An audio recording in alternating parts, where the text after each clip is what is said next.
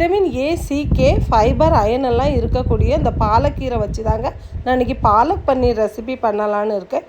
இது பண்ணுறதுக்காக ஒரு மிக்ஸி ஜார் ஒன்று எடுத்துகிட்டு அதில் 10 பல் அளவுக்கு பூண்டு ஆட் பண்ணிவிட்டு ஒரு துண்டு இஞ்சி போட்டுக்கணும். தோலை எடுக்கலை நான்.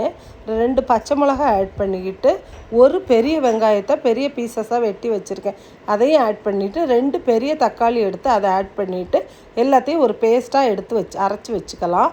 அதுக்கப்புறம் ஒரு 200 கிராம் அளவுக்கு பன்னீர் எடுத்து சின்ன சின்ன பீசஸாக கட் பண்ணிவிட்டு ஒரு கடாய் எடுத்து அதில் 2 ஸ்பூன் அளவுக்கு எண்ணெய் போட்டு இந்த பன்னீரை நல்லா ப்ரௌனிஷாக வர வரைக்கும் நல்லா பொரித்து அதை ஒரு பிளேட்டுக்கு மாற்றி அதை எடுத்து வச்சுக்கலாம். பின்ன இந்த கடாயிலேயே 2 ஸ்பூன் அளவுக்கு இன்னும் எண்ணெய் போட்டுட்டு இதில் கிராம்பு, நல்ல மிளகு, ஏலக்காய், 2 பட்டை எல்லாத்தையும் போட்டு இதை நல்லா கொஞ்சம் பொன்னிறமாக வர வரைக்கும் நல்லா வறுத்துட்டு ஒரு பெரிய வெங்காயத்தை சின்ன சின்ன பீசஸாக கட் பண்ணி வச்சுருக்கேன், இதை இதில் ஆட் பண்ணிவிட்டு இதை நல்லா பொன்னிறமாக வரது வரைக்கும் நல்லா இதை வதக்கணும். இது வதங்கின உடனே இதில் 1 ஸ்பூன் அளவுக்கு மஞ்சள் தூள், 1 ஸ்பூன் அளவுக்கு வத்தல் தூள், 1 ஸ்பூன் அளவுக்கு மல்லித்தூள், 1 ஸ்பூன் அளவுக்கு கரம் மசாலா தூள் இது எல்லாத்தையும் போட்டுட்டு இதை நல்லா கிண்டி விடணும்.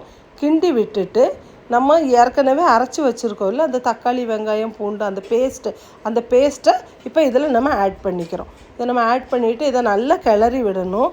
பச்சை வாசனை போகும். பச்சை வாசனை போனதுக்கு அப்புறமா இந்த கலர் கொஞ்சம் நல்லா மாறி வரும்.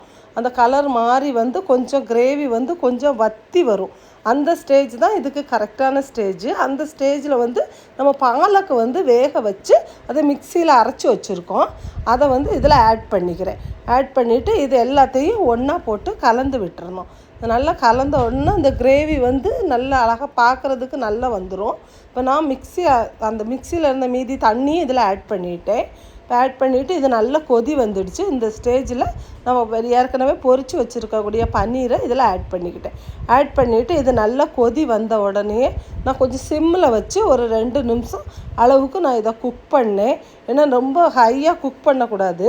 அதுக்கப்புறமா நான் வெட்டி வச்சுருக்கக்கூடிய கொத்தமல்லி தலை இதில் போட்டுட்டேன்.